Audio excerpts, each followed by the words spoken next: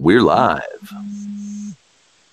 All right, my phone is shaking, vibrating, doing all sorts of different things. Yeah, it does say that the IO Smasher is live. I just got an email.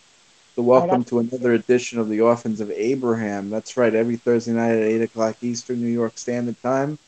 We come here, gather around, Noahide, Ger, Jew, whatever the case, whatever name you want to give yourself, whatever label you like. We're here. We're gathered around the table. Wade's with us today, Carla, and good old James, the Isle Smash. Oh, look who showed up right at just when we go on the air. Wayman shows up. That's awesome, awesome The sauce. Craftman. He's like JC shows up just in time. No, I'm joking. okay. Is that too bad of a joke? So James, what was the topic of discussion we made for tonight? The golden calf. I don't know, but if Alfred's got the JC thing going, I think he should come down here to Oklahoma and make some of that magic wine. That's what I'm Oh. saying. No. What was our topic? The idols of God, which was an interesting title. So this week's Torah portion is Exodus chapter 30, verse 11 to 34, 35. The people of Israel are told to each contribute each a half a shekel of silver to the sanctuary. Instructions are also given regarding the making of the sanctuary's water basin, the anointing oil, and the incense. Wise-hearted artisans Beitsedel and Holevi, if I don't know if I'm pronouncing their names right, are placed in charge of the sanctuary's construction. And the people once again commanded to keep Shabbat.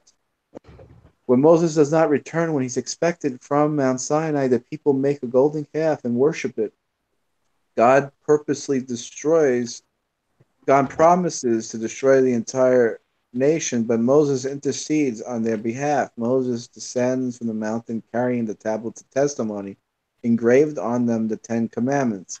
Seeing the people dancing around the idol, he breaks the tablets, destroying the golden calf, and the primary culprits are put to death. He then returns to God and says, "If you do not forgive them, blot me out from the book that you had written." God forgives them, but says that their sin will be felt for many generations. At first, God proposes to send an angel with them along the way, but Moses insists that God himself should accompany the people to the promised land. Moses prepares a new set of tablets and once again ascends the mountain where God reascribes the covenants on the second tablets. On the mountain, God also grants a vision of the divine 13 attributes of mercy. Moses' face radiates upon his return that he must cover it with a veil, which is he only removes when he speaks to God and when God teaches us the laws. That's a jam-packed Parsha, James. So the topic is idols of gold. I think if we were got Gold? that idols of gold. Yeah, so I might have misread that and put idols of God. that's even better. Idols of God. Well, I mean, think about it. It's not like God didn't show up and speak to them. It's not like they weren't aware of God. And there's no indication anywhere in the Torah that the vision that they saw, for that matter, the pillar of smoke radiating literally off of Sinai, ever went away. I mean, in Mishpatim, he goes up into the cloud. He goes up into the fire. Moses Right. does at the end of it. So there's no indication it ever went away. And yet they made an idol anyway. Sure. And it was for God. It was, they weren't trying to worship a foreign God. But this is They why I have kind no of faith. needed something. Again, I'm gonna put it in an elegant way. They needed something nice to look at. Right? That's basically what they did, right? I mean, they basically needed something nice to represent God. Go ahead, Wade. What's going on? What's your two cents? Well, I was going to put a flip to this. Maybe they wasn't trying to make a god, like Charleston Heston tried to introduce, but maybe is that he was trying to replace. They were trying to replace Moses. They already had a god. they thought Moses was gone. But here's people that like James is saying, God never left. God's there. God's with them. Pillar by fire by day, smoke by night, or however I don't exactly know how Torah writes it, but it's like fire by day and smoke by night or whatever. Even before that, it was Sinai. It was both fire Right. and smoke. I mean, it never stopped. When was there? There's no indication that fire, that smoke, ever stopped since they arrived in Exodus 19. There's no so one has to assume, or one should assume, in my opinion, that the presence of God was still there, and they still, yeah, like you said, they needed Moses. It was the idea that they needed an intercessor, a go-between. Yep. And they they wanted here to is your pray God. through the, Yeah, here is your God, O Israel. This is the one. And a lot of them fell for it. 30,000 people were suckered into that right after God showed up. How many gods show up? None. Hashem actually shows up, and they still, so the question is, 2,000 years later, people got duped again. I mean, people are always being duped by this. Well, what exactly is it that people go for this? Wow. Just look in your own lives, it'll tell you. They like people being small. They like people being really nice and small. I think that's it. You're not worthy of your creator. That's the whole freaking point of idolatry, is that little voice inside your head, and the voice that is carried throughout your community and society, that you are not worthy. They created It's a psychological thing. I think to each person it's different for each individual. But Some what do say people use But isn't idolatry just the worship of the ego in the end? absolutely. Hello? Absolutely. Yeah. There we go. My mic wasn't working. Yep. Wayman, what's your take on it? What I want to hear your thoughts. It's a whole different thing. This might make James's ears turn red. And James, I love you, man, and I would never do it intentionally. Just giving my opinion because well, you're already wrong. I really care about what your input is. And I'm glad, and I'm very glad that you're very conservative about this. You know what I mean? And it just gives me that whole other view that I usually don't get from the other side if I just hung out with people that totally agreed with me all the time, right? So a lot of times we might use confirmation bias to hedge our views in certain ways and only hang out with people that think like us, which is the political climate in America today, where they split it. But what was the reason that Aaron gave that the calf should be built anyways? Like it explains it in the text on why they did such a thing. It was because of the absence of Moses, right? They had a discussion, and so here you had the deity on the mountain, and he was there, fire and smoke, and all the people seeing it. They weren't allowed to touch the mountain. He was gone for a very long time. So in his absence, they needed a metaphor to bring it down to the local level. And that's what we do with symbols. Here in the text, they talk about have artisans creating the baptismal bowl and things like that. That's all built with, if you've seen it, 12 bowls around the bottom. And I'm sure that looked nice. Even the ark itself that was carried in the battle was a representation of the deity marching in the war with them as a metaphor to an object that they could hold that told them that definitely the deity was among them, definitely, that they could see and feel and carry something. And when they would touch that ark, many would die if you did not have permission. It could only be carried by people qualified, And so this whole symbolism thing and this whole object thing connects you with the higher thing it is not the higher thing, and that's where the difference is. People mistake it for the God itself. It's a representation or a symbol that channel is a channel for you to connect with the higher thing, but it is not the thing itself. So what God was upset about and is seriously pissed off about is when people mistake the actual object for the deity itself, rather than when you look at it, you remember the creator and the creator of all things, rather than seeing the object. So the deity, it's kind of like Elijah when he was up in the mountain and the wind passes before him and the fire, but the Lord wasn't in any of those things. Like the creator wasn't in any of those things. It was the still small voice. So that's saying that, like, it's not the fire, it's not the earthquakes, it's not all the things that we see around us or things that we create to remind us of the deity. Even the creation we see around us reminds us of the creator. That's why we call him the creator. But you can't mistake the creation as the creator itself. And that's what the creator hates. So I think that Aaron had good intentions, but the people found him out, made that calf the deity itself, and that's what Moses was furious about. Because they're making other things.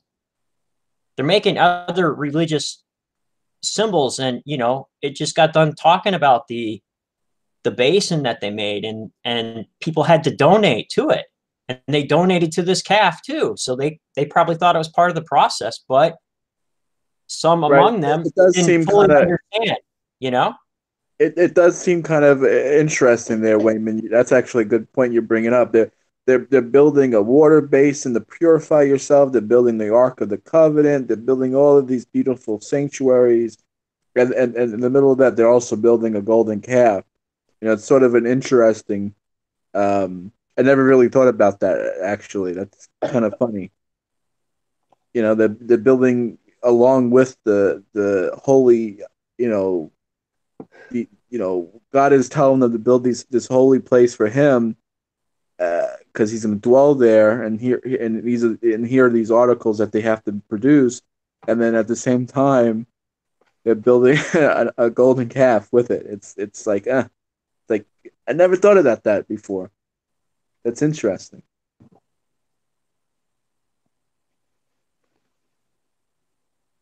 No one else. Yeah. So my idea of it and my thinking about it, like, I could be wrong. I'm not saying I'm right, but the thinking about it is, what's the difference between the bulls that hold up the basin and the calf that they made? Both are images, but one was worshipped as the deity itself rather than the representation of holiness. Right. They kind of they did the reverse. There's a saying, you don't throw the baby out with the bathwater. Here they did the reverse. They threw in the bathwater with the baby. You know what I mean? Welcome to the room, Walter. Walter, the man with many names. How are you today? All right. How's it going? I'm doing all right. We also got Reese. What's going on, Reese? How's everything? I did an excellent interview with Reese the other day. It was very popular. I'm so very glad it was very popular. I really enjoyed it. I really enjoyed it, John. I would like to do something like that again with you. No problem. And you're always welcome to the calls, and I'm glad you're here today. Can you hear me? Yeah, we hear you just fine, man. Coming in clear. Okay, cool. Yeah, I really enjoyed that interview that you and I had. The comments, on the other hand, in your comment section, I really wasn't too keen on that. It's part of the course. That's my audience. Well, yeah, but you saw how I defended you, though, right? Yeah, I appreciate it. Well, I mean, that's what friends do, right? Sure, yeah. Thank you.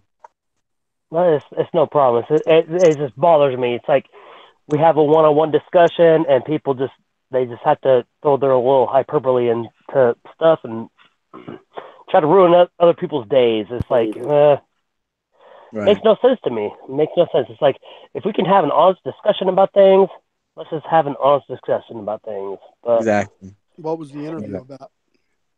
it was like kind of like my deconversion story, if you will. You know, where I'm at, where I'm going towards, what my ideas are, and what got me to this point in life. It's a great interview. It's a great interview, and I would like to invite all of you to view it. I mean, it's an amazing interview. Anyone else wants to do like a one-to-one discussion on the channel, I would love to also talk to that person who's willing to do that. Rosalie's messaging me saying that Hangout is not letting her in. Is there possibly a person out here that can help Rosalie in the room or get that situated there? Also, let's not leave the topic of discussion. Wayman brought up a good point. Does anyone want to add to the golden calf situation? I mean, I love the golden calf. That's like one of my favorite parts in the whole Bible, with Moses and the golden calf. He comes down with the tablets, of course, and then smashes them. But those weren't the Ten Commandments at that time. What he came down later with was the Ten Commandments. Correct? Right. There's the 10 statements that God wrote, and then the 10 statements that he wrote later. Yes, there's different. Okay, yeah. So, me being into astrotheology and whatnot, it's like, this is where I get off onto it. It's like, I see the destroying of the calf, just like how I see the you know, in astrotheology, the zodiac moves backwards. So you go Bull, Aries, and then, you know, Pisces, and then Aquarius, okay? It's the progression. You move backwards. So this is exactly how these books are written. And not just the Bible, or the Torah, but it's pretty much all books. It's very weird how it's written, but it really clues you in on it. Because as soon as the bull is destroyed, then you have the man of war that steps in. And what happens after Moses takes root and everybody sees everything? A lot of people die. And not only that, but then you have Joshua, who is like they call him like the second Moses in a way, because of how well of a warmonger, if you will. I enjoyed Joshua. Joshua was like one of my favorite people in the Bible. But then you have Joshua, and he goes through, and what does he do? He just like destroys like half of the freaking world in the Bible. He destroys them all. And it's like, okay, so you have Moses and you have the warmonger, but you know, we all know Moses had horns, right? There are depictions of Moses with horns. Well, I understand that, James. But if you look at the actual translation, it would, you know, people say, well, it's a mistranslation, or, oh, wait, that's mistranslated. So why are there so many carvings, pictures, and the rest? Like I'm talking statues and paintings from like the olden days where Moses has horns. I mean, I understand that's what people said. Oh, he had horns, but doesn't that fall like right into what I'm talking about? And it's so weird to proclaim that, because then after Moses and everything, let's just like go whatever years later, then you have Jesus, and you know, then you have like these Christians driving around with these little Jesus fish on their cars, you know, Pisces. The Itakis. Is that the Pisces? Is that what? So okay, so it was from Pisces follows Taurus, right? No. So we're moving backwards here in astrology. Gemini is after Taurus. Gemini's after Taurus, yes, but we're moving backwards here. So we're going Taurus, Aries, then Pisces, and then Aquarius. So we're entering into Aquarius. Jesus would be the Pisces era. Correct. And Moses getting rid of the Taurus is getting rid of the calf would be get rid of Taurus and bring in the age of Aries, the god of war. Yes. The ram. Yep. The ram. Yep.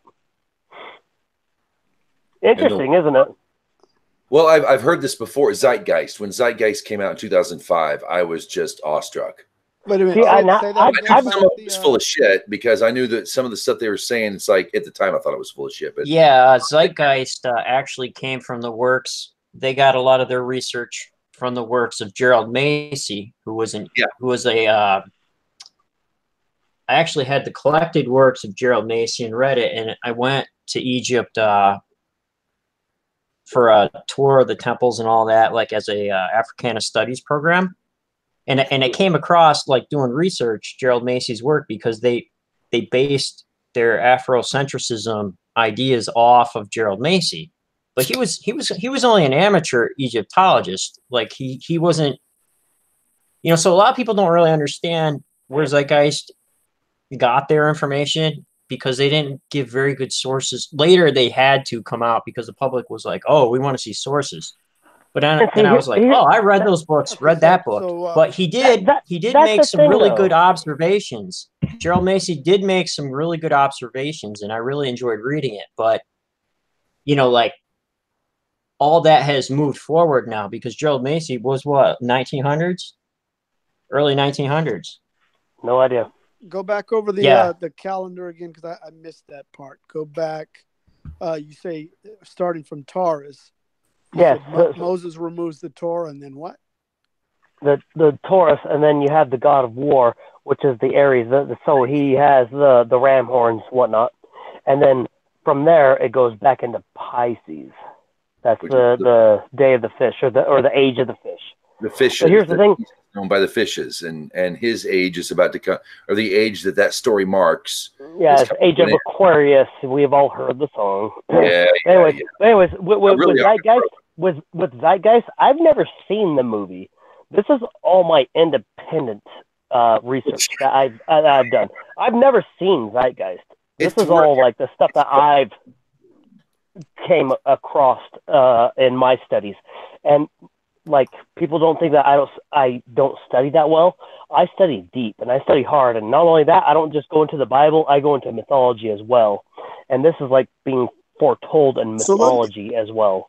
So I got a question though, because I had a theory. I don't recall reading this anywhere, but my theory was in the other direction. It was like the ram is supposed to symbolize the Passover lamb, right? And then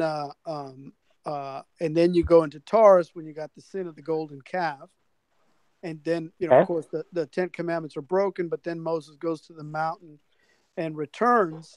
And that's where you have Gemini. You have the 10 commandments, which are really mirror images of each other. Yes. Of each other, 2 tablets. Ooh. And then I like that. If you keep going in the direction, now, of course, there's missing parts, but if you keep going and then you go to Libra is Rosh Hashanah. That's the scales, yeah.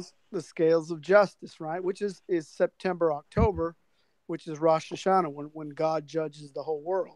Oh. I like that. This is good. So I just have an interesting take on this. Let's say this is true. Let's say the Torah is using astrology, right? Let's say this is all based on the stars. Signs and symbols. Signs and symbols. Signs and times, or whatever the stars can be, will be set for. Okay, no, I'm sorry, dude. Don't. No. You're making my point. You add into my point. That's good. No, I like it. It's like double teaming. I'm like tagging you in, and you're like tagging me back in. I'm laying the people's elbow. I tag you in. You lay the Stone Cold Stunner. That's the way we got to do it. People's elbow. Oh my God. I'm tagging you back. Go. I'm tagging you. Go. Tagging me back in. So. You're in. Why is it such a bad thing? Like, why can't we just say it's just a kosher version of what It is. Maybe it is based on astrology. Maybe it is based on, you know, the scales of justice is September and Tard and the bull and this and that and you know what I mean. Maybe it's just a kosher version of what other people believe in. Okay, can I interject or let me throw my little 2 cents out there. No. Okay, so fuck you, James. Sorry for harsh language. I love you to death, James. I love you. I love you, dude. Go. Anyways, so I want to throw my 2 cents in here. So where I'm going from this is, okay, so we have the stars here. Okay. We can see the stars. We can place the stars. We know exactly what stars are. Okay. Joseph Smith did the exact same thing in the Book of Mormon. This is exactly where the whole thing came from. Does the placement of the stars mean that there's a God? No. That's you could look at anything in the world, and yeah, God would have to be beyond it. You're breaking up really bad, James. I'm trying to say you're breaking up really bad. I couldn't hear anything. Oh, I heard him fine, man. I don't even know what I said, dude. I'm sorry. I think you said you were saying something about that. No, just looking at the stars, you can't see God. No, it's not beyond that or something. Yeah, you might as well look at a rock. It's the same thing. But when you look at Torah, then I know the modern day astrology is bullshit. I'm not knocking astrology. Look, I'm going to be frank. Astrology was the world's one science for thousands of years. Okay. They were looking at comets and moving planets and celestial phenomena before anybody was even writing it down. You can knock astrology all you want, but I mean, I understand the difference between astrology and astronomy. I get that. However, Genesis does say, and nothing I can find it says not to, don't go to diviners, don't believe in the BS, don't worship the stars. Certainly don't worship the stars. But God does set, and this is like built into creation. The stars are there as the stars are there for signs, as well as illuminating the planet. They're also there for signs. So we cannot, I don't think logically, we can write it all off. Not in today's cosmological enlightened society. I don't think we can write it off. But that's James. James, that's the thing, though. That's the thing, though, James. We all know astrology is BS. No matter where you're born, no matter what star sign you're born under, you're not going to take hold of these little personas and whatnot. But wait a minute, we can always say this, that astrology to the ancients were used as a calendar. That's when they knew how to place their grain, when to harvest their grain, when they should bunker up and when they should go ahead and splurge on their resources for the last of the darkest days, because the day after the darkest day is the brightest day, or the day sooner closer to light. That's where you get your December 25th. Does it say that the stars are there for signs, or does it say for times and seasons? It says for signs. Well, in this particular, I've got the Michan Mamre is my go-to. I've got a few chumashim. I can look it up. I set these two great lights where the day for the darkness, and they to divide the day from night, to set them for signs and for seasons and for days and years, is what the Michan Mamre says. Do we know what the word sign is? It oat? That's what we need to find out. I'm going to look at another chumash. Okay. But the Maserat says something completely different. The what does? The Maserat. Okay. Pretty much the Maserat literally is nothing but astrology. That's where you get the whole word from Nasaroth or Nasarat or Nazareth is how we say it now. It's mistranslation through the whole thing. But the Maserat is an extremely interesting book. But You guys should I don't pick want to it get up. off too. I don't want to get off too far off topic. But I mean, basically, these stories we have Adam and Eve. We know this story to be told over and over again. Noah's flood story is a story that's told in many different religions. I love Noah's Ark. But basically, I would say probably 80% of the Torah is stories of other religions, and obviously we can also say it's part of astrology. It's part of But stars John, and eclipses. John, I'm going to stop you right there. Hold on a second. Hold on. Okay, sorry.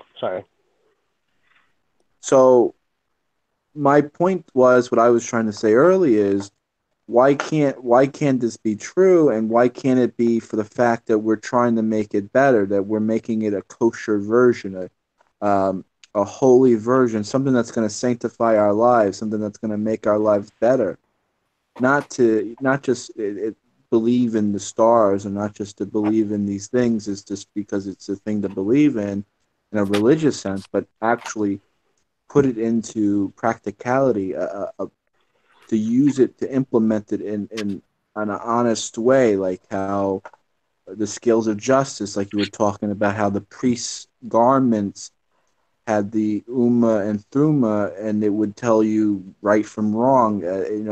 It's sort of like a metaphor of like how to judge and how to be an honest person. You know what I'm saying. I'm Yes. saying I'm just trying to think out loud here. Why can't No, we? I agree with you, John. I actually believe, I mean, to use Asher Mez's, point is that, what we're really talking about here is narrative. And that's not really that's part of the Torah, of course, but the essence of the Torah is its laws, which deal with ethics. So it's not really the most important part. The narrative is part of it, but it's not the most important part. Right. It's a nice story, right? Is it a historical fact that Adam and Eve lived 6,000 years ago? Nope. I can't say it honestly 100%. Do I know positively that it is? I side on the fact that I believe personally that it's the way it is. But even if it isn't, even if that's not the case, the story still gives me, like Wolf says, it gives me ethics and values that I can sort of make myself and make the community around me better. Welcome to the room, Rosalie. Go ahead. I finally Hey, Rose. I finally. Go. I did mention live on the air that you couldn't get in, and I was telling the room to help you out. I hope someone did help you out, or you figured Well, it out. what happened is there's like 39, 40 people, quote, in the room. And I've been sitting on please wait now for 15, 20 minutes. And I tried my other account, same thing. So finally somebody dropped out or something happened. It finally said join. So I clicked on join and it let me in. They're still fixing all that stuff. I've got it. I looked it up. Michan Mamre says signs. The Guten, first the Stone Edition Chumash says they shall serve as signs and for festivals and for days and years, and they shall serve as luminaries in the firmament. And the Gutnik, all right, here's where we're going to get groovy here, or groovy, whatever. In the Gutnik edition, we got they shall serve. Now, the Gutnik edition, for those of you watching and aren't familiar, the Gutnik edition writes some commentary to help explain for the child. Okay, this is for the average child. We're reading this, but the great thing about the Gutnik is it kind of explains things as it goes along. So what I'm going to read to you is what the Gutnik says. We lost Reese. Come back, Reese. It says they will serve as omens, quote, of bad events when there is an eclipse, and will determine the time of the Jewish festivals. So it says omens. of bad events, and when the Jewish festivals, and the sun and moon will define the days and years. So sun and moon, so what the Gutnik is saying is the sun and moon have their particular purpose. The rest of it is for omens, and I think that's interesting. You use the word omen of bad events when there is an eclipse, and will determine the time of the Jewish festivals. So we can't overlook. And Rabbi, actually, when we not too long ago, it was Rabbi Asher Mazer who pointed out that Mazel Tov is may it go well under a good sign, something like that. Right, Mazal is a constellation or a sign. Right. So there is a definite. It's a group of positive. It's a group of positive. It's like the Goyish saying, all the stars aligned. You ever hear that? It's like everything went right in your life. Oh, everything went right. All the stars aligned in the sky. That's basically that's what you're saying. When you say Mazel Tov, you're basically wishing that person that the stars align for good fortune for them. This is, in my opinion, this particular argument is a good argument for predetermination. Do you understand? Right. What basically what Genesis is saying, James, is that the nature is controlled by nature. That you're sort of locked in with it. You can't get out of it. Yeah, you're part of it. Can't get out. Mm-hmm. You're sort of the spirit. There's the physicality is destined in a way. There is a cycle. But there is an idea, spirituality. though. There is an idea, though, that if, like, for example, if you move, I heard this in shul one day, like when Abraham left from his land, that his mazal changed. Oh yeah, sure. It says in the Talmud that when it says that when one moves, that he changes his mazel. Mm-hmm. Which, by the way, I just moved in last week into an Orthodox community. So mazel tov. Mazel tov. Thank you. Where is that, James? Where is that in the Torah? The Gutnik that I'm reading. This is commentary. No. I mean the verse. Genesis chapter 1, verse 14. About God said the luminaries shall be positioned in the firmament of the skies to separate between day and night. They will serve as omens of bad events when there is an eclipse, and will determine the time of the Jewish festivals. And the sun and moon will define the days and years. And they also act as luminaries in the firmament of the skies and shed light upon the earth. And this is what happened. Yeah. I wanted to see what the Hebrew was, and it's leosos, leotot. So ot, it is ot in Hebrew, which is sign. Yep. So I don't know about astrology, about predicting the future and whatnot, but I mean, if there's a reason why we get more depressed in Christmas time in the winter solstice than we do on the summer solstice. Yeah. If you don't believe the stars and the moon affect you, just go watch the tides. They can control. I mean, they affect entire control. But you know what's very interesting about this, James? I can tie this into this week's Torah portion. Go. Aaron himself says when his excuse for making the golden calf. Remember what he says, James? Remember what Aaron says as his excuse? It formed itself. It formed itself. I could not stop it. It was destined to happen. There's folklore about that too. But isn't that midrash? That's not in the Torah, though, right?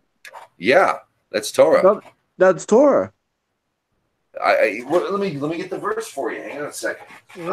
There is folklore on that.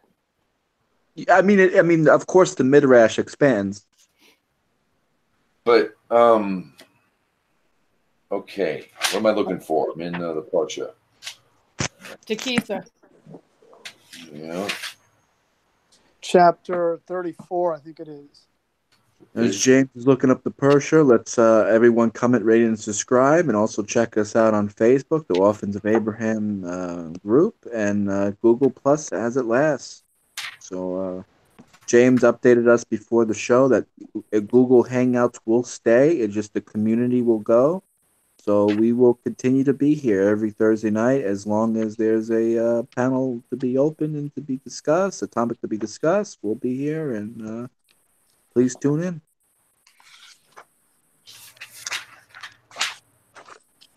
And I appreciate everyone come by. Wayman, Wade, Waltz, Rosalie, Carla, thank you for coming by. You're awful quiet over there, Carla. You have anything to add? You're a pretty smart cat. You want to give us your 3 cents? Yeah. Carla might be the... Okay. I can't find Aaron's quote.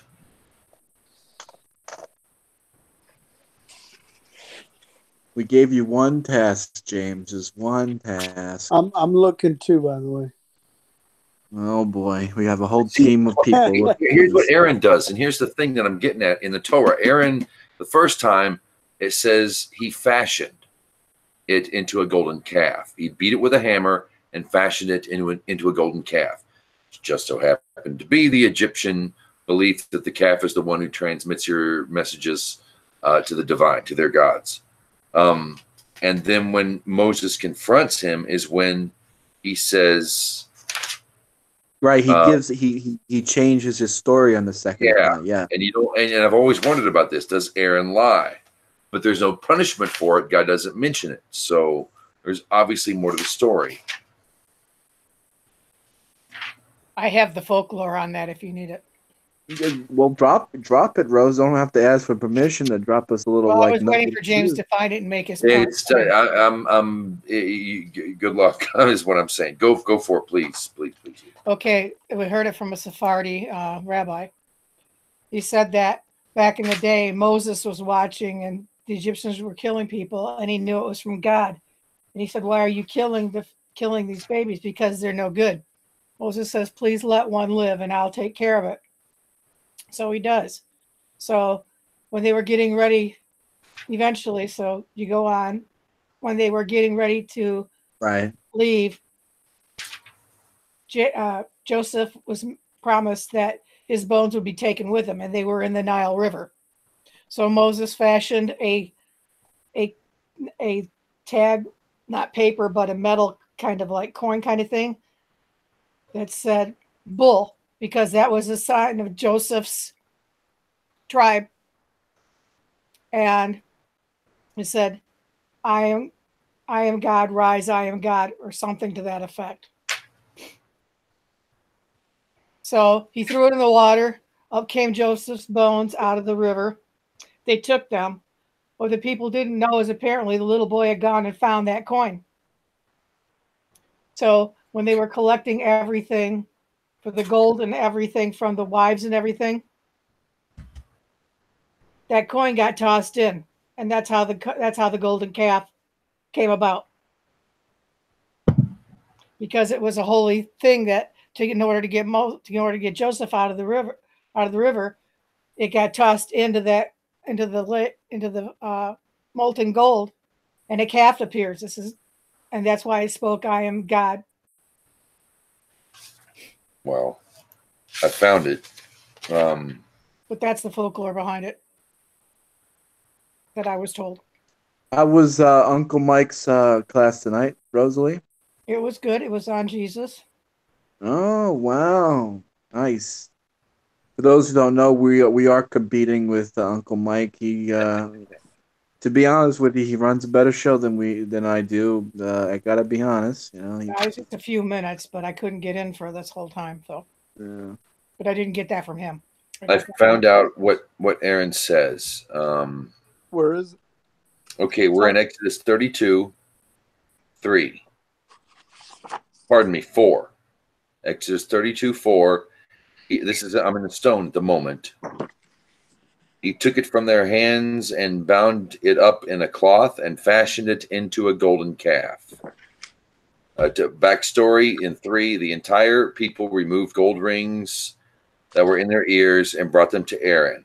He took it from their hands and bound it in a cloth and fashioned it into a golden calf. And they said, "This is your God, O Israel, which brought you out of the land of Egypt." Then I flip over here to 32. Hang on a second. Let me make sure I got my bookmark in there.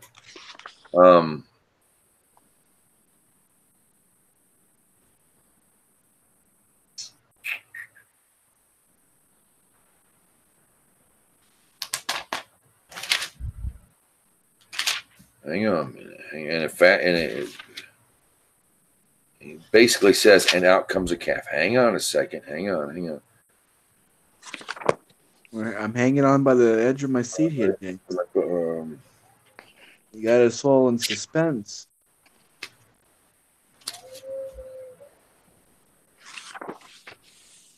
Okay, here it is. It's pardon me. It's 32. I'm going to say 22 at the moment, just to give everyone a bookmark. Aaron said, "Let not my master's anger flare up." This is when Moses confronted him. "You know that the people is disposed toward evil. They said to me, 'Make us a god that will go before us. For this man Moses, who brought us out of the land of Egypt, we do not know what became of him.' So I said to them, 'Who has gold?' They removed it and gave it to me. I threw it in the fire, and this calf emerged." Ah. Right. This is when he's trying to white-splain it, the mansplain it away, right? Right. Yeah. So it sounds like he's lying. It does, doesn't it? Doesn't it? Yeah. It's like he's mansplaining it, right? It. No, it's he's a lie. telling the story. He's like, it's just kind of, Hey, I didn't make a calf. What do you mean I made a calf? It just happened that way. like a little kid, they threw it in there and there it was. It just happened.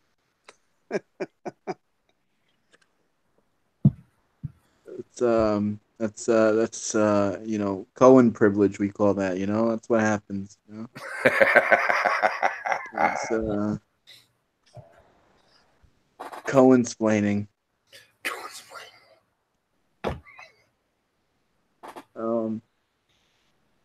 It's an interesting. It's very interesting, actually. That's it's hard to say. It's hard to say he wasn't lying. Is there any commentary for that, James? Huh? So the commentary that I see right here says, first Aaron put the sin into perspective. This is verse 22 through 25. That the long years of exposure to Egyptian idolatry had predisposed the nation towards such disgraceful behavior. Then he reviewed their demand and his attempt to stall for time.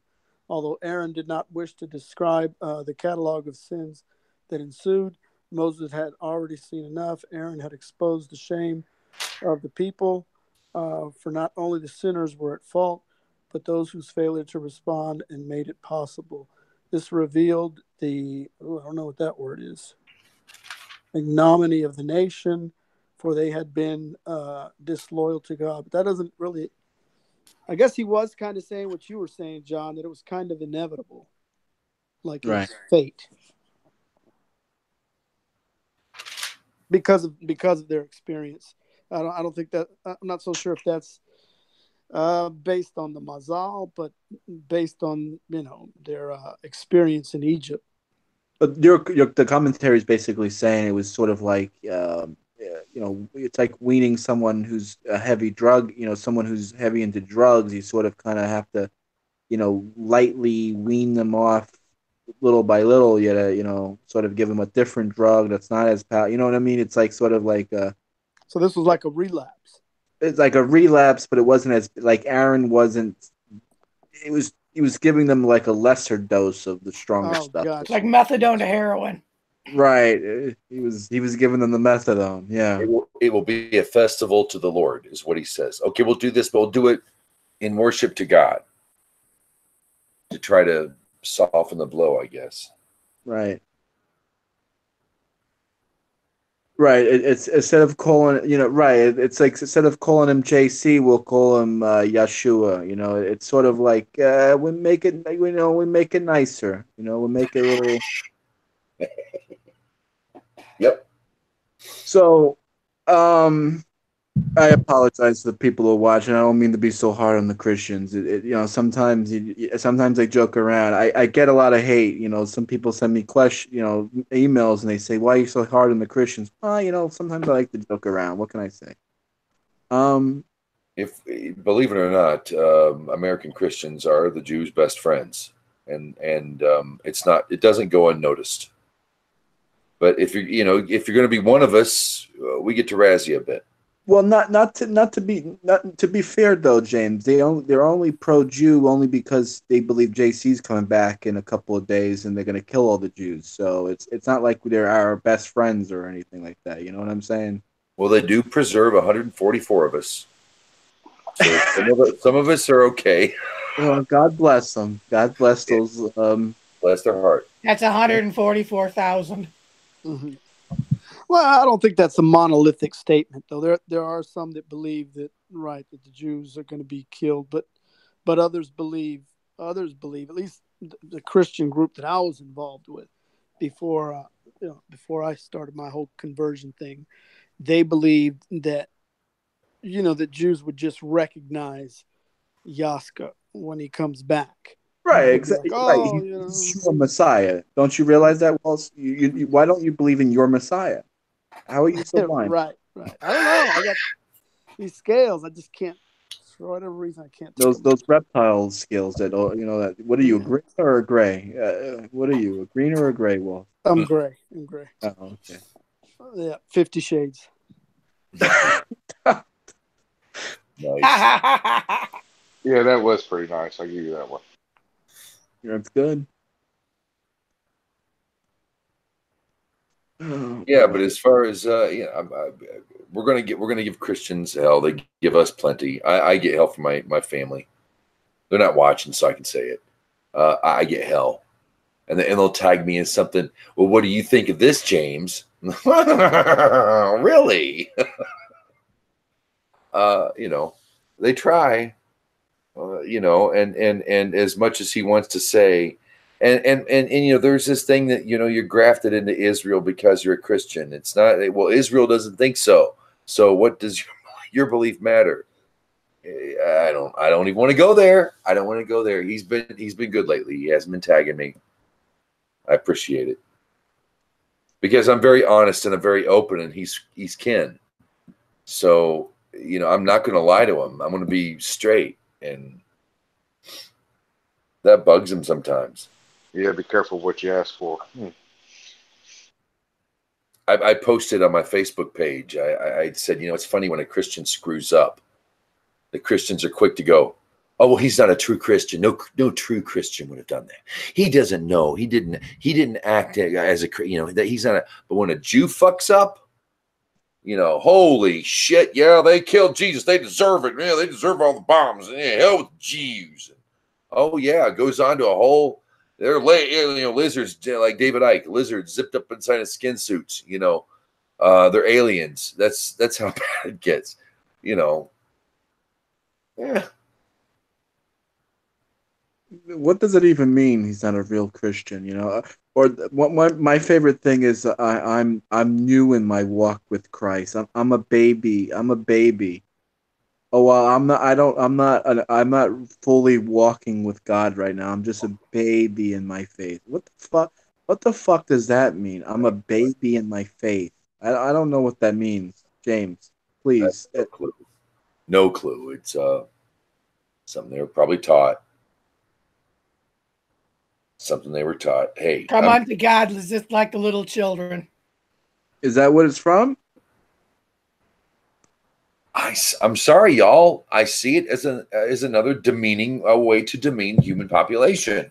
Well, no. I think that comes from where Paul says that you got to give them milk first, and then later graduate to the meat. So okay, yeah.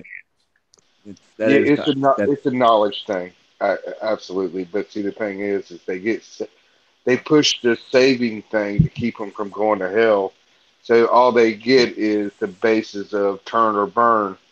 And then after they're baptized and their idea of being saved, then they put on their new Christian baby glasses and start reading what they tell them to read, or listen to the preacher, even easier.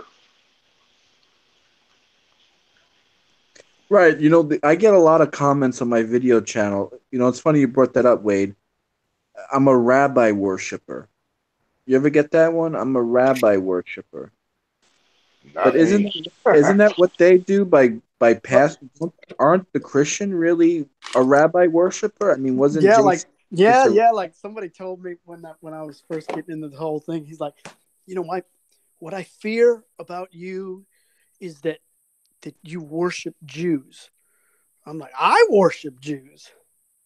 right? You worship a Jew. What are you talking about? Jesus was a Jew. So it's the irony in the statement. It is. It's like the. It's like the. It's the. It's form of. It's bull. Ay, ay, ay. It's good. It's good stuff. What can you say? Yeah. I'm a rabbi worshiper. I believe in the evil Talmud. You know. You know, only everything that Jesus ever taught was from the Talmud. What can I say? The Talmud's evil. Don't get me started. Do we have Christians in the room? I did invite some. I did invite a couple. We'll see if they show up. Oh, William was in the room earlier. He left though. William's a Christian. Okay. Just want to make sure we weren't going too hard. We want to bring them in. Yeah. Hook, line, and sinker. So what's next on the chopping block, guys? What are we gonna disembowel next? What myth, lie, or we have to deal with? So what's you guys' opinion on the heir of Rob? Do you buy it that it was the heir of Rob, or that were the ones So you in gotta for the audience sake and for people who don't know the terminology, just explain to everyone who are they, Aaron Rav, and what do you the mean? Is it heir of them? Rob are not natural born Jews. These are what's translated as the mixed multitude, and they came out of Egypt with the Jews. So there's a part in this week's parsha which it mentions that he says, "This is your God," instead of saying, "This is our God." And Rashi points out that because it says that kind of proves that it was the heir of Rav. And the Aaron Rav, just to reiterate, are also Moses' people. God also reiterates in this week's parsha. I might be this week's or next week's that God refers to them as Moses' people, which distinguishes them different from Israel. Also, it might be this week or it might be next week. Maybe I'm jumping ahead. I can't remember. I know the part about the where it says, "This is your God." That's pointed out by Rashi. Yeah, I think so. Yeah, that is. Yeah, that's this week. So that's a big thing. You know, bad converts, or non genuine converts, or whatever you want to label them as. Um, I don't necessarily. It's hard for me to see that in the plain literal text.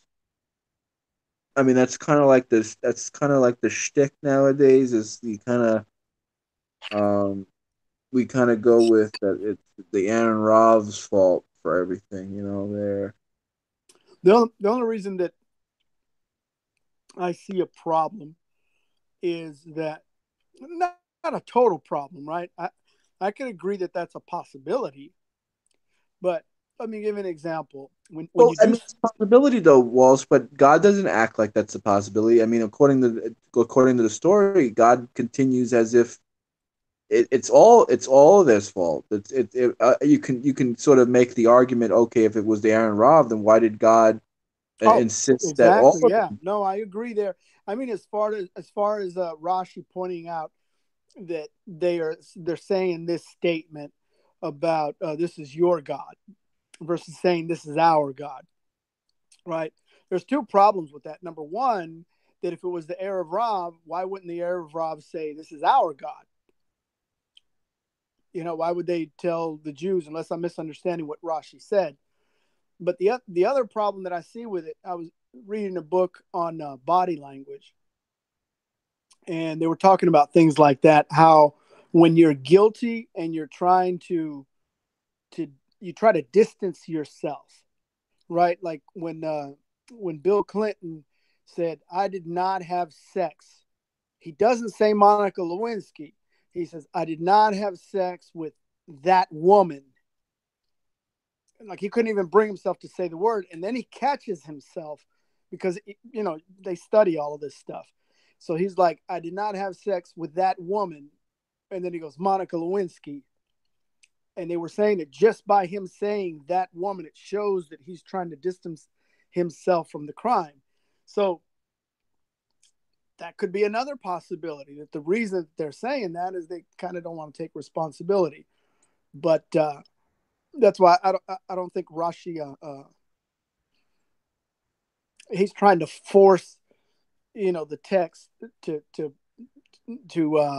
indict the heir of Ra. But I agree with you. Then you're right. Then why didn't God just punish the heir of Ra? Like the whole thing with Korach. Korach swallowed them up. He didn't swallow the entire people of Israel. It was just Korach in his camp. Good point. Good connecting the Korach. Yeah, that's good. Wayman, you're awful quiet over there, like a church mouse. How you doing? You still alive? He has over here on the side chat. He'll say he'll be back in a bit. Oh, okay, cool. Oh, good to hear you back, James. What's next on the chopping block? What's the next time? I'm just thinking about what Walt was saying and the subject of idolatry when God is blatantly in your face. I'll reinforce. I mean, Wayman's not here to defend him, but I can kind of sort of respond to what he was saying. I didn't agree with. He's like, my ears were turned red. I didn't. My ears didn't turn red once. I think what I'm trying to say is when I read Torah now, I understand that it's living word. We take it for when it's written.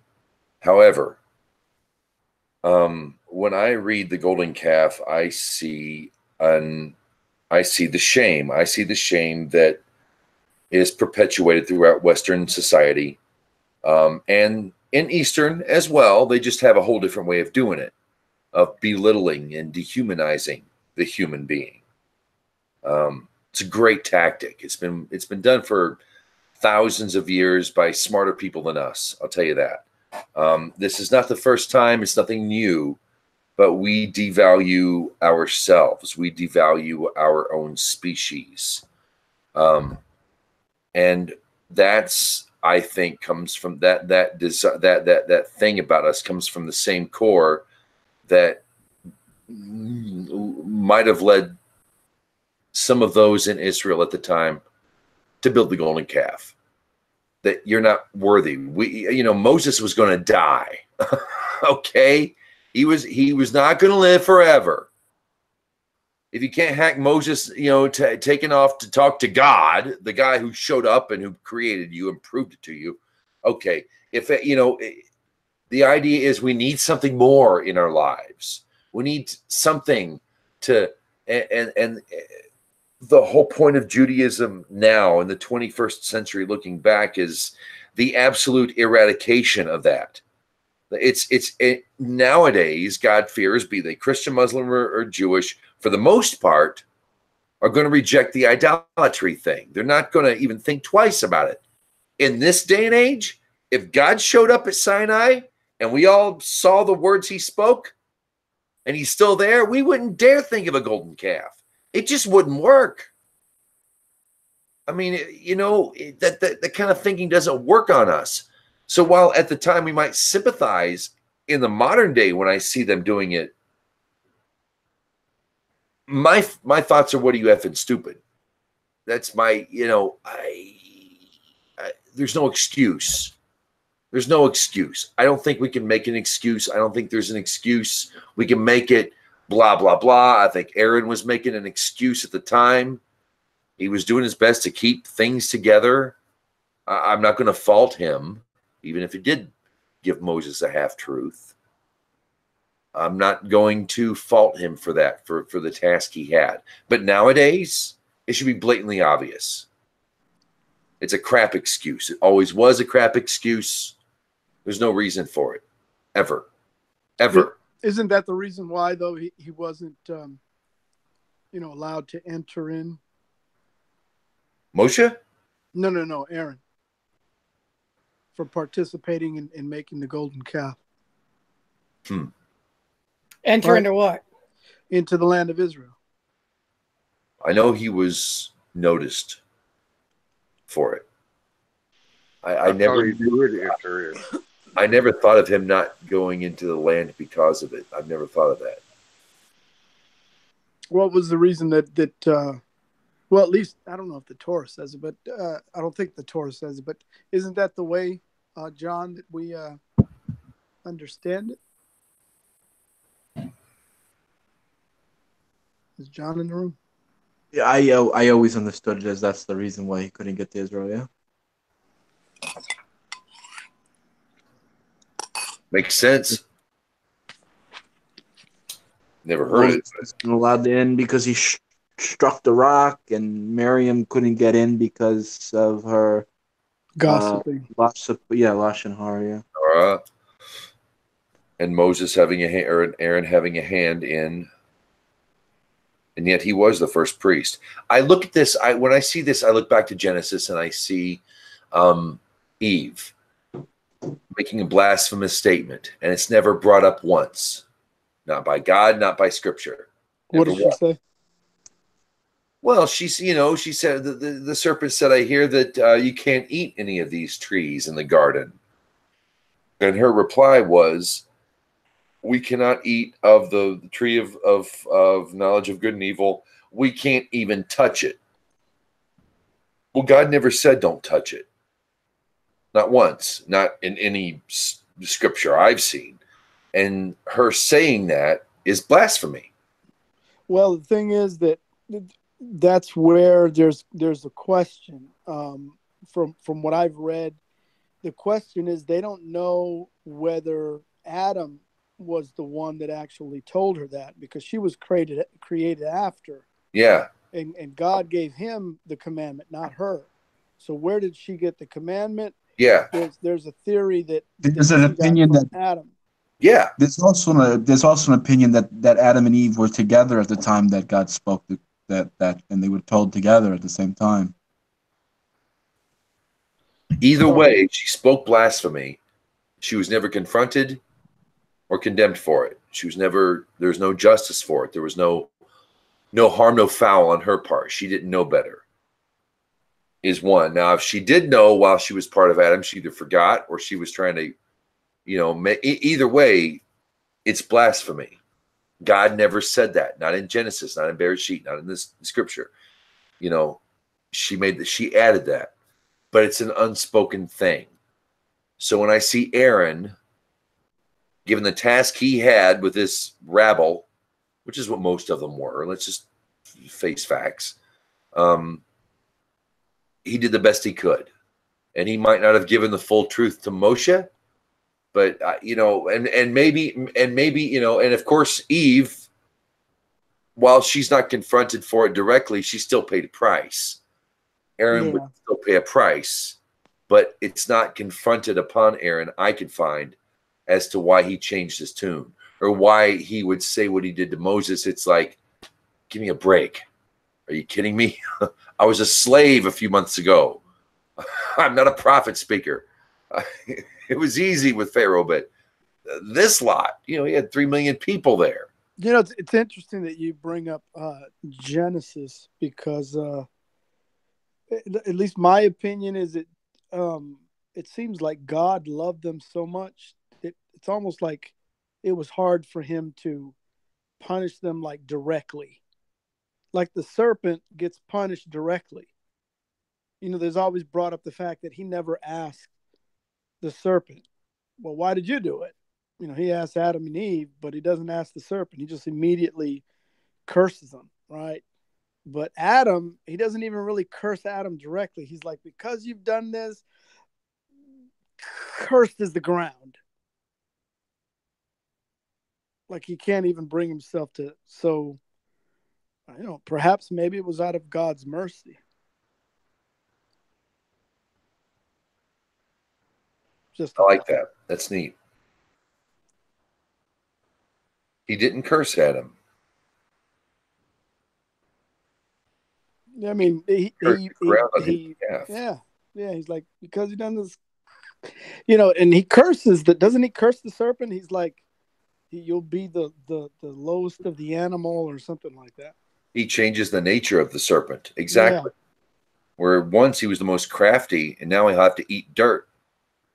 Once he was upright, now he'll crawl on his belly. And some have likened that to the reptilian nature of human consciousness, putting him to rest, you know, kind of growing out of that. You know what I mean? Yeah, I like that. That's actually good. Like using more of your intellect versus your reptilian brain. You're evolving. You've gone past that now. Yeah, but he changes the whole nature of the serpent and doesn't even curse Eve. She just has to bear pain in bringing forth. But that's her only curse. The world curses Adam. That's not true. Right. She's cursed with the man rolling over her.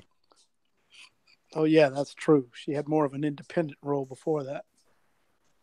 They say in translations of the Zohar that I've read, and I've learned later on that this particular author I had looked at was a goofball. I'm not going to mention names at the moment, but one of the things he said was that, you know, what was he saying? Shite. Damn it. Oh, it would have been great, y'all. It would have been great. What were we talking about? It would have been great.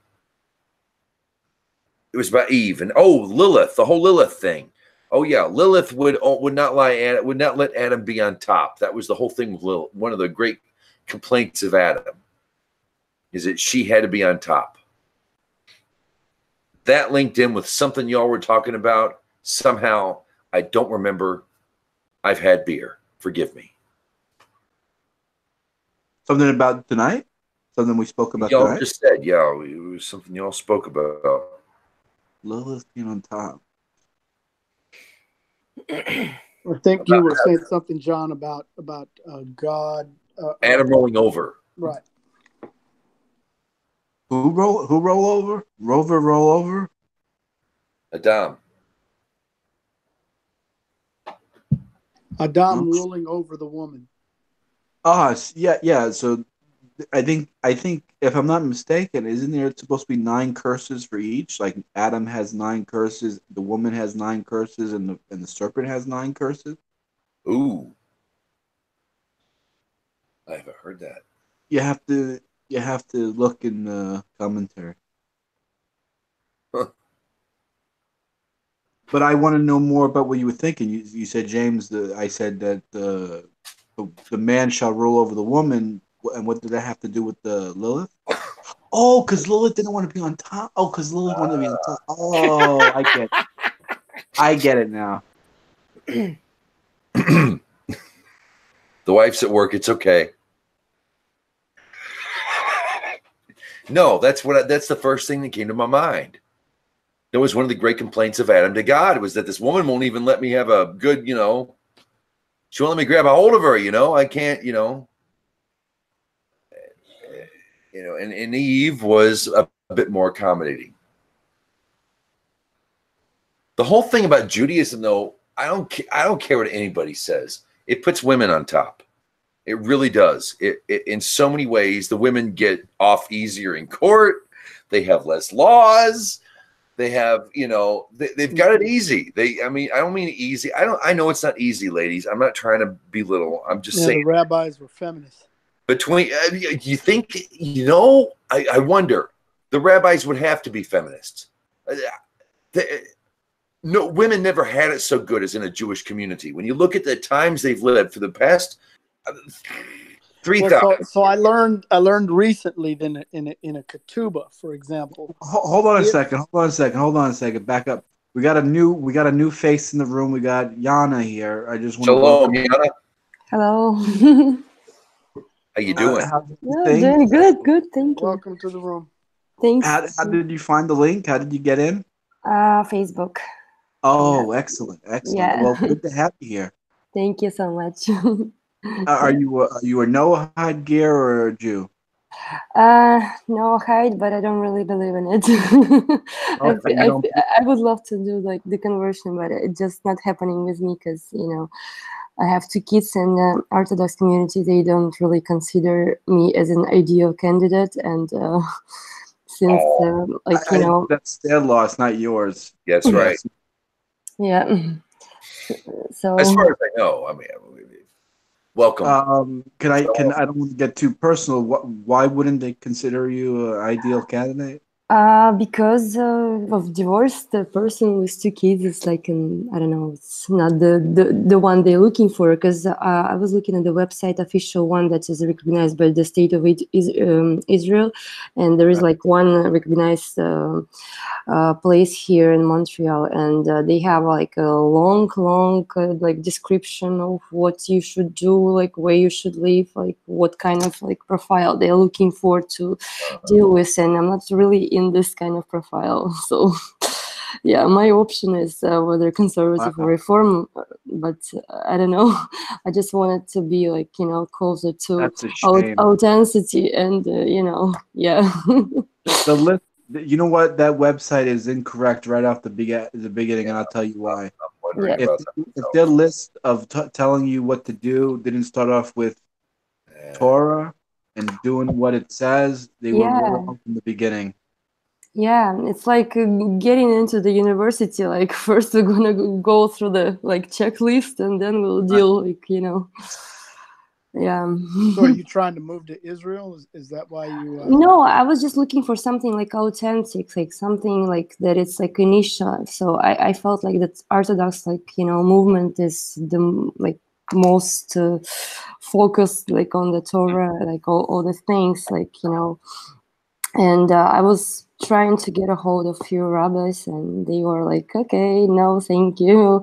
But I understand that they have this kind of tradition to discourage people like 3 times, and I was going back, like I was trying to get a hold, but I just can see that they like, okay, so Montreal. Yes, like not really Montreal, but the closest big city is Montreal. So yeah, that's going to be more Montreal actually has a large Jewish community. One of my rabbis is from Montreal. I have friends in St. John. I have friends in Ontario. Yeah, and really, really good with Noahides. Really great with non-Jewish folks who care more about God than anything else. Yeah, that's great. I mean, we're gonna hook you up. Hang on a second. Oh, that's gonna be great. Like something can be, arranged. I don't know, just at least to talk to someone, who's really looking to at least listen the situation and maybe consider it, not just like what are you looking for, because everybody has their unique situation, and like I'm not looking to benefit from anything. I just want to be close to people. I just want someone who's like-minded, someone who has the same ideas as I am, and I want to deal with them, talk to them, and spend time with them. But I don't know, it's just not happening for now. Maybe later. Yeah, but at the same time, I'm not losing my time. I mean, I'm just okay, if they not ready to deal with it, I'm reading my books, I'm reading Torah, I'm educating myself. So Like if one door is closed, it doesn't mean that you have to, you know, say goodbye to these ideas. Like, you know, yeah. Well, move to Have you read this? Charlotte. Move to Charlotte, North Carolina. There is a small community here, and the rabbi is he is open to converts. Mm-hmm. I'm sure that's not realistic for you, but I'm just saying that in the room, in case there's anyone in the room that may be able to do that. My rabbi is very open to converts. Okay, good. What's so you read? Have you read the Parsha this week? Parsha this week, have not read it yet because. What are your thoughts on the golden calf? One of the themes of this week's Torah portion we call the Parsha. It's Exodus 30. It starts on Exodus. Oh, Smeg. I don't have it marked right here. I've been moving around. Kitissa. I think it's 34. I think it's 34, 32. Yeah, around that area. We were talking about the golden calf. Oh, I see. Well, and we also moved on to how does God speak to women different than men? Because he seems to give women a break a whole lot more than he does men. And we were discussing our rabbis really feminists because there's so much respect for women in Judaism. And then we have a lady show up. So, you know, anything you want to add, any ideas on what we were discussing? The how does Torah affect you as a woman? You know, or you know, anything you want to share? As a woman, you know, like I have different like situation. I came to Canada by myself, and I had these ideas about the Judaism since I was like 12, and I was Christian when I was 15 without like my decision to go through this because my father wanted so, and I was trying to, you know. Whenever I had like difficult situation, I was going back just to reading these biblical stories, and we can see like the first part, right, the Genesis, and like there's just like a, you know, normal life. People have different situations. Like sometimes they have to do sacrifices. Sometimes they go in the wrong way. Sometimes they go in the right way, and it really have this effect when you seeing that it really calms yourself like through within. I mean, I don't know, for me, it's the best thing rather than just going to a psychologist and talk about your problem, because there's always some kind of idea that someone can see, someone can understand like in their own way. And during the different lifetimes, we can read the same topic and understand it like in like different ways, right?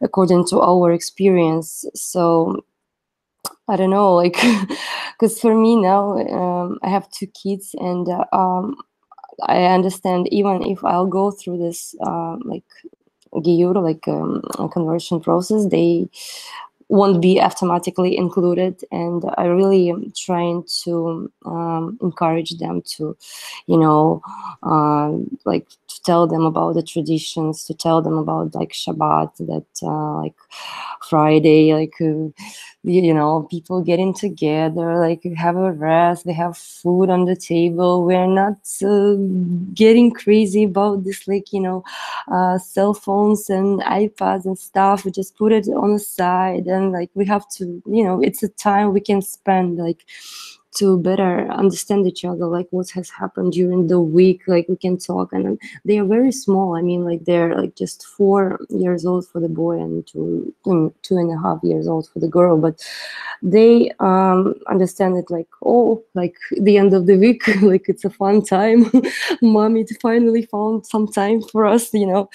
So I'm just trying to like keep up with like mostly like the like this kind of celebrations, because I just I don't really think they will understand if I'm gonna like read something to them, but like I mean the true sense. But during this like holiday seasons, they're really into it, and sometimes like we're like not sometimes, but like once a week or like I'm living far away, kind of like from Montreal, but we go in there, and there is like a Russian Jewish library, and they have like different like classes. Like sometimes they have Hebrew classes, sometimes like somebody's doing like challah baking and all that stuff, and they have activities for kids. And I'm just trying to, for now, like for this step, like stage in my life, I'm just trying to involve them and to kind of, you know, light up the interest in my kids, to make them interested in it. And I can see it works, and it's really great. I mean, because they have a chance to interact with those like kids. Yeah, That's brilliant. I'm doing the same thing, particularly with Shabbat. Every week, you know, there's a time, and when my little girl, for the first time, when she was starting to speak, you know, she came and said, "It's Friday night," because Daddy had Shabbat candles up.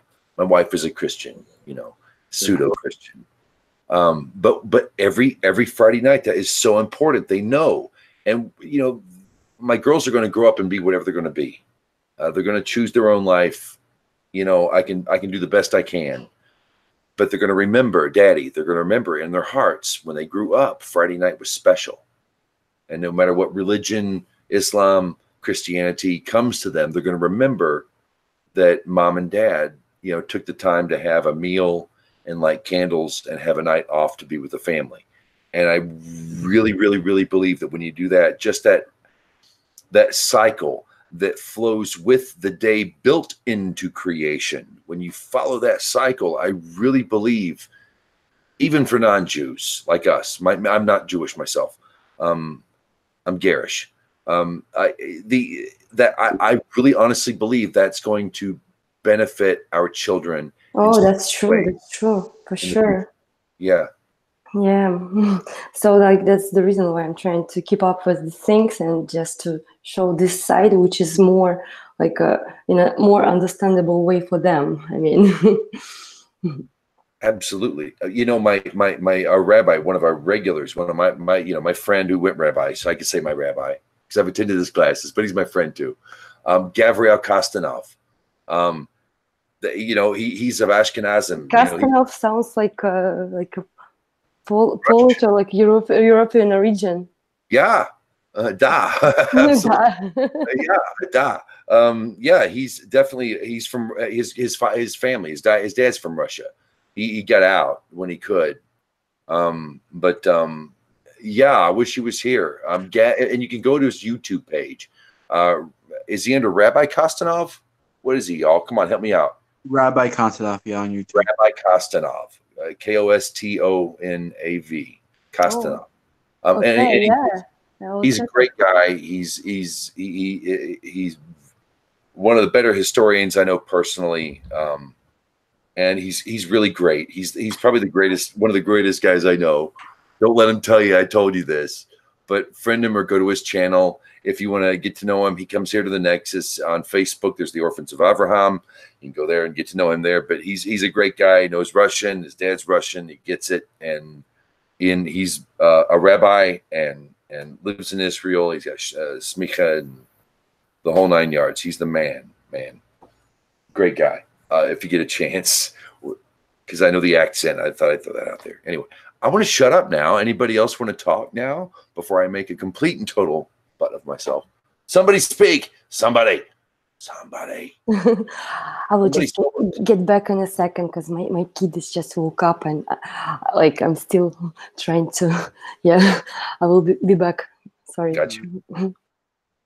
I think that you know, just to talk about what Yana was speaking about and you, James, I think that's what makes Torah different from everything else. Is, you know, when you really think about it, you know, these are just stories of people's lives, and it's not just stories of people's lives, but it's like all their like problems and like everything that's human about them, like Abraham and Isaac and Jacob. It's like these were real people with real lives that dealt with real issues, and you know, it was when you learn about, like, example, Egyptian, you know, mythology and history. It's like they're badasses and they never lose, and like according to Egyptian history, they never lost a war.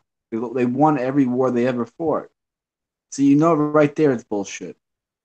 but with the Bible, it's almost like, yeah, Avraham was like a real guy, and and all these problems that he faced, and he couldn't have kids, and oh, he's traveling, he's looking for where to start a new life and how to, what I'm saying. It's like, I don't know if anyone's getting what I'm trying to say. I don't know if it's coming through what I'm trying to say, but it's almost like I don't know what I'm getting at. It's because I got my microphone off. I was saying, no, one thing I think that most of the world in the Western world, especially, doesn't understand is these were real, honest to goodness people we're talking about. Isaiah wasn't a unicorn, fairy, Lord of the Rings dude, in mythology. He was a real man. These are real people we're talking about here. And everybody knew one another. And they're very human. They're very, very human.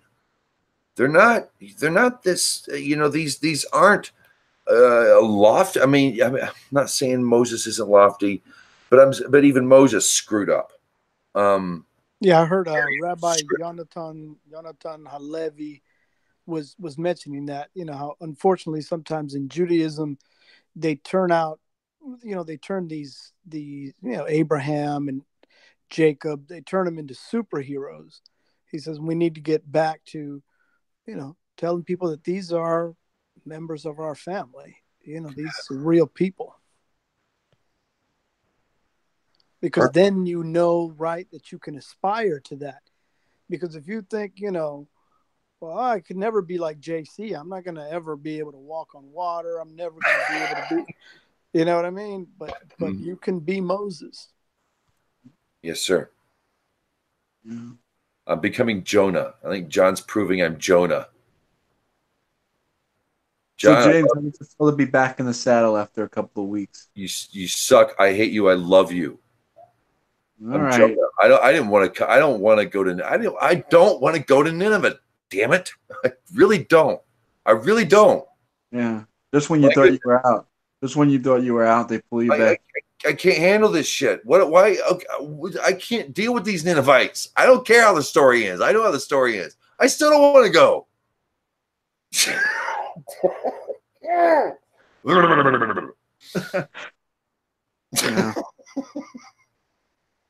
I get out and they pull me back in. Yeah. Fine. I mean, if you really want to call it quits, James, I'll call it quits with you, and we can all say, let's go over to Uncle Mike's every Thursdays instead, if that's what you really want. But if you want to stay here and do this thing, I'm here with you too. Whatever you want to do, I'm here with you. But I would probably go with doing our own thing every Thursday night at 8 o'clock Eastern Standard Time. I'm not nice anymore, though. I wanted to be nice. I'm not nice anymore. It's okay. You don't have to be nice. You can let me be nice. I could be good cop. You could be bad cop. Yeah, John's a nice guy. Yeah. Look at that smile. He's nice. So root canal is nice. Yeah, too thick to get pulled. So how we're gonna end the show? So the Baal Shem Tov taught that every week the world kept going because of the Torah. That the Torah was the lifeblood of existence. That you can some way, somehow, see the world's events happen in the Torah. Or I guess you could say the other way around. The Torah's events was somehow coming to fruition in the real world. James, is there anything in your life or current events that you can see that you can connect to this week's Torah portion? Yeah, I ain't one of those people who go to the golden calf. I know where I stand now. Yeah, radically against. And I'd be happy to slaughter him. That's where I'm at right now. One way or another, mother. It's, like liberty or tyranny. Either go with God or you don't. I don't want your excuse. I don't want to deal with you. at this point in my life. It's either God or bust, Torah or bust. My sympathies, maybe. I know where I'm at, and you ain't getting my gold. And go have fun with your little pagan party. I'm busy raising a family. Right. That's where I'm at. That's where I'm yeah, definitely. Yeah, definitely. That's where I'm at. Okay. So we had a lot of things happen in the political atmosphere. We had the State of the Union address. We had the incidents of the protests with the Native American and the drummer, little drummer boy with the Catholic Magna hat kid. I mean, what else happened in current events since we haven't been on here? I went back to work. Going back to work? Yeah. Some healing. That guy who went to Subway to get a foot long. Guy that went to the Subway to get a foot long. What do you mean? You hadn't heard? It's been all over the news. Well, you're in Portugal. That's right. So apparently this actor. Here it is. Yep. Yeah. So apparently this actor wanted to get some attention to himself. So he hired these two guys to, beat him up and say that this is MAGA country. And, so he supposedly went out at 2:00 in the morning. Bleach on him. Before this guy was on Empire. He's on the show Empire, a very popular show here in the States. He's a star, one of the guys. Juicy Shuett. And I'll say this: he's an African American light. He's definitely got some of us in him. Homosexual guy, and it was all portrayed on the media, and people jumped like hungry fish on a line at a marina. I mean, they just jumped at it that he was this evil guy, that he got, or not, excuse me, no, that this was a modern day lynching. These two guys in MAGA hats in Chicago at 2:00 in the freaking morning, or in a something black like neighborhood. that. Yeah, and in MAGA hats showed up, beat him up, poured bleach on him, and said, "This is MAGA country, mother effer." And like that's gonna happen. And they recognized him. They happened to recognize him. He wept on camera. He went off, and everybody, Kamala Harris, and all the left wing, the moonbat junkies out there, were just so eager to jump on it. Turns out they were friends of his from Africa, I think. Okay. Yeah, from Nigeria. From Nigeria. They're just dudes looking for, that whatever. They're just friends, here, I want you to do this. All right, cool. A hoax thing, whatever. We don't know the intentions, but we do know that they were paid. They came out and said, yeah, he was bullshitting. We knew he was bullshitting. He hired us to do it. We were helping him. It was a laugh, or it was a joke, or whatever. And it came back. Now he's been federally indicted today. Good. He's actually in federal prison right now for false police report and disorderly conduct, but these are felony charges because he told the world, MAGA country, that these are MAGA people. In other words, Donald Trump. In other words, what the F ever you want to call him. Well, he also used the mail to mail a threatening letter to himself. So that's federal. That's a federal offense. Yeah, that's true. So a fake threat from MAGA he's country. in hot water. So anyway, I was watching videos, and the guy said the only true thing about that story is he wanted a foot long at 2 a.m. Yeah, that whole thing was pretty bad. Like he probably shouldn't have done that, because now every mega guy is going to think that everything was staged. Like, even though like a large portion of domestic terrorism was done by the far right, so far this past couple of years, even more so than people who've crossed the border to shoot people. Like even today, there was somebody in the military arrested due to domestic threats and having large caches of guns. Yep. Saying they're going to go after Democrats and CNN and all this stuff. How can I rid the It is very real, but I mean, we can't excuse just because one stages that they're all going to be staged, and we feel relieved that we're allowed to do it because it's all fake, and maybe we're better. We're not better. It's that the media jumps in and promotes a narrative This is the MAGA kid. These are the Catholic kids, and all that nonsense. The public just jumped on it. Yeah, and but ran at the with same time, there are two sides, right? What about Breitbart and a lot of the conservative Sean Hannity and Fox News and all those guys? They're on the other side doing the same exact things, right? But the difference is this is the second, or at least the third, MAGA hoax that people have come out and said MAGA people have done something that they didn't. They had a synagogue burned, or excuse me, a mosque burned down, and it was turned out it was by one of the parishioners. You know, what hoaxes are going out of their way right now for the MAGA people, and at this point, so the synagogue shootout was real, right? Yeah, it was done by a far right extremist, and they actually killed people. I can't say that 17-year-old at the Lincoln Memorial was a far right extremist. Well, maybe not far right, but I mean, you're still, an extremist if you kill somebody, right? Like, but extreme people don't kill people in mosques or synagogues. He was there for the unborn, and he already protested for the unborn. So he's pro-life. You know where his values stand. He was made. James, he's pro-fetus. They demonized fetus because he killed somebody. He's not pro-life. If he's pro-life, he wouldn't have shot up the place. He's pro-fetus. Oh, there's two different things. Okay. So is that true then? I don't think that the narrative is being pushed against people. I don't think they're going after people for their MAGA hat wearing when they say that it's as much as the KKK. When they liken it to, it's so over the top. So there has not been an uptick in domestic terrorism at all since Trump took office.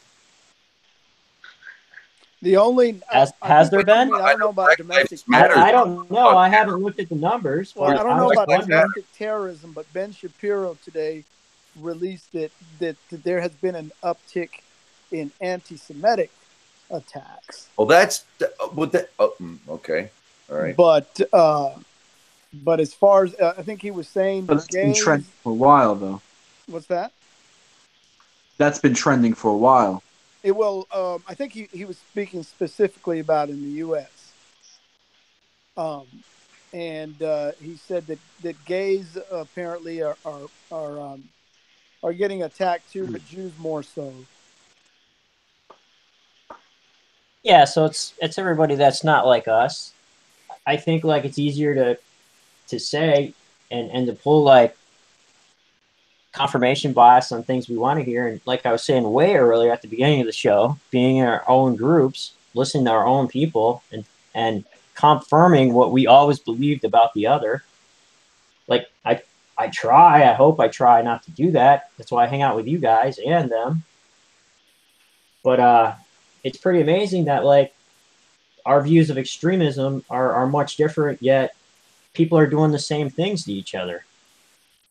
Where you could be pro-life and go in and shoot up a place, or you can say that you're a leftist and you're staging these hate crimes. Both are just as damaging, I would think. No, I agree. I mean, the guy to be so concerned about human life, right? Some may consider a fetus, but he clearly considers it human life. But then it's kind of hypocritical when you're going in to kill humans. So yeah, I agree. It's illogical.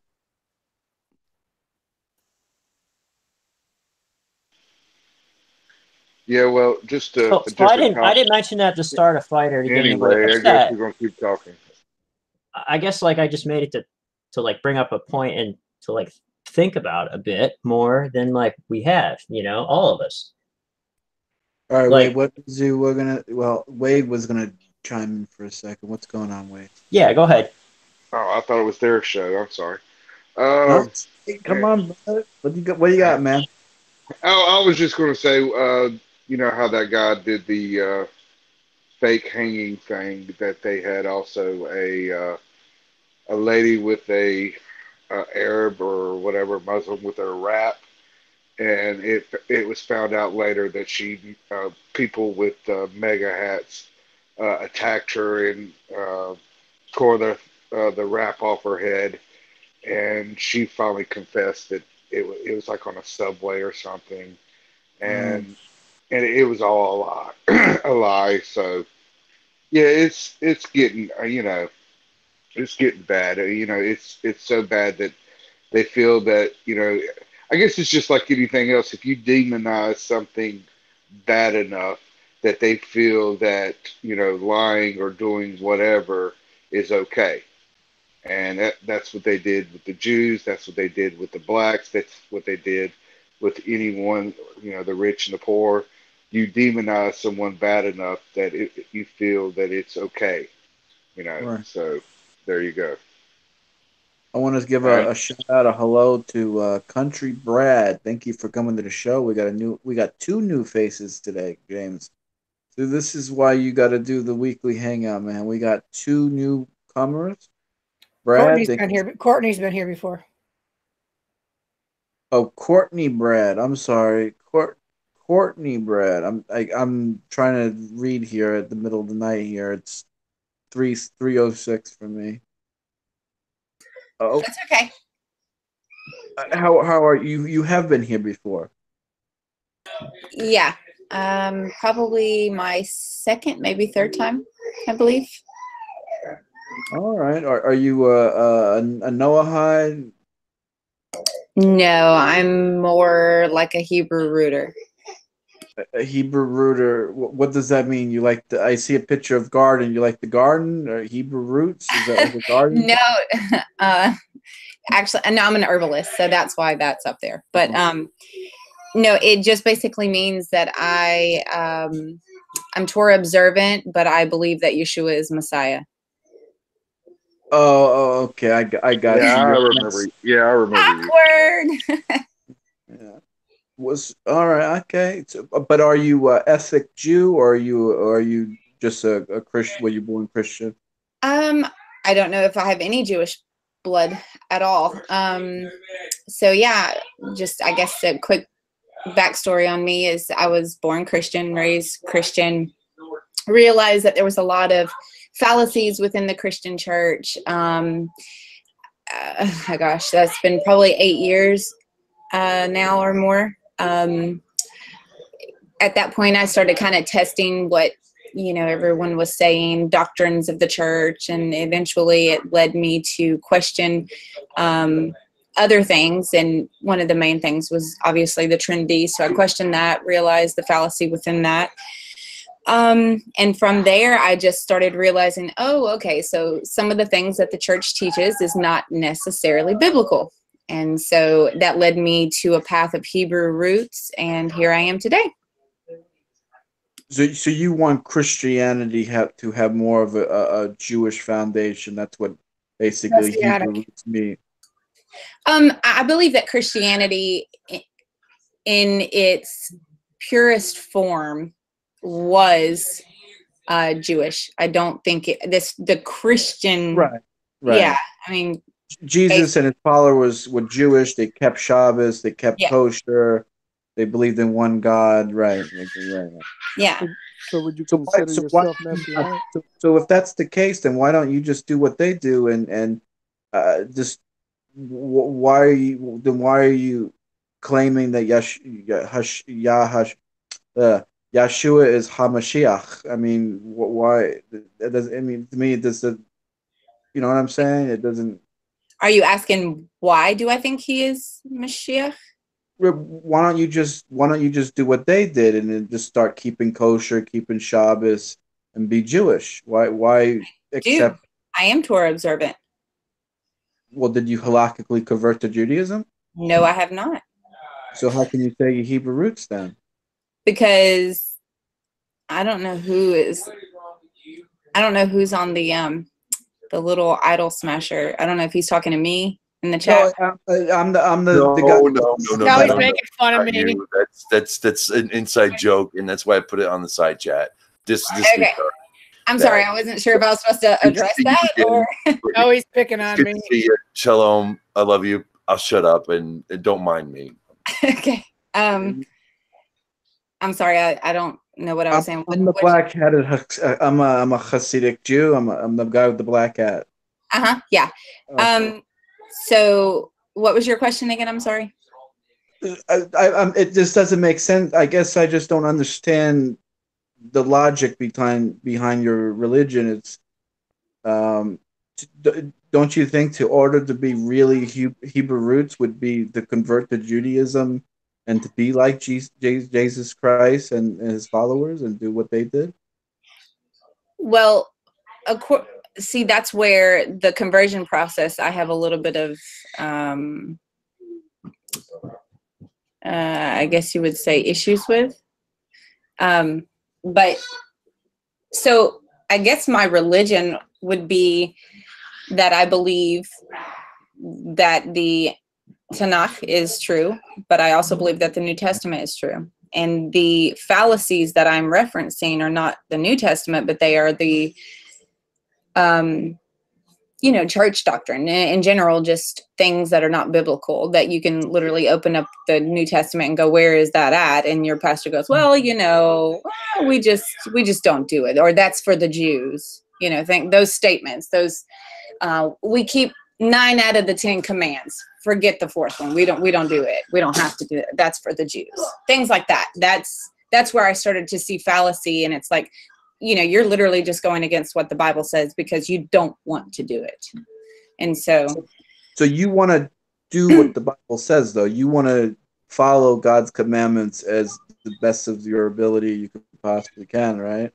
Yeah. I apologize. My sentence don't make sense. It's 3 o'clock in the morning. I can barely keep my eyes open. No, I know that you live in, where did you say, India or something? Portugal. I'm in Portugal. Oh, Portugal. That's right. Okay. Yeah, no, I mean, absolutely. I believe that, Torah is valid. It's true. It's still applicable for us today, and all the parts that can be applicable for us today. Okay. Fair enough.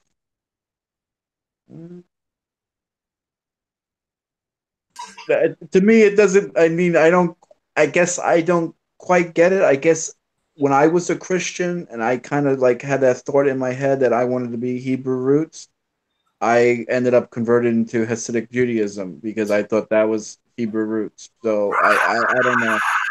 Woo! I don't know. I guess we're all different in some way, but I'm glad you came by, and I'm glad you're here, and I enjoy that you're here. Thank you. Yohanan the whale. What's up, James? What's going on? Yohanan the whale. So how we're going to end the live show before we go off here and have a great discussion off here? How we're going to end the live portion?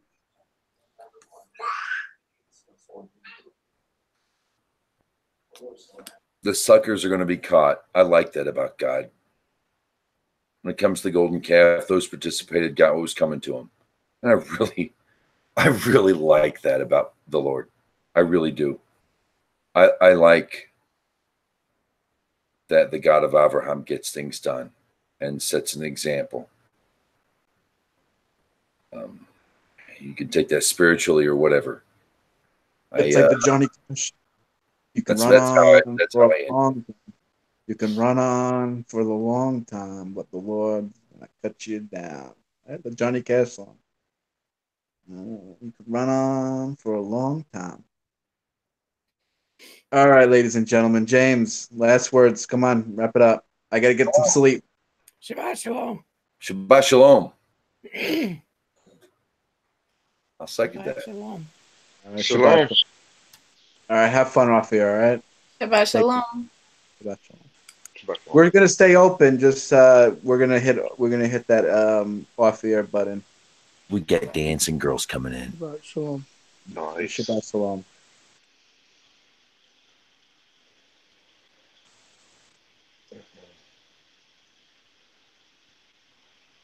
Moving on. Oh, we're still broadcasting. Yeah, I know. He left and he left us on. I forgot that I'm the guy hosting this tonight, so I'll bid you all an adieu. Shabbat shalom. Be well, y'all.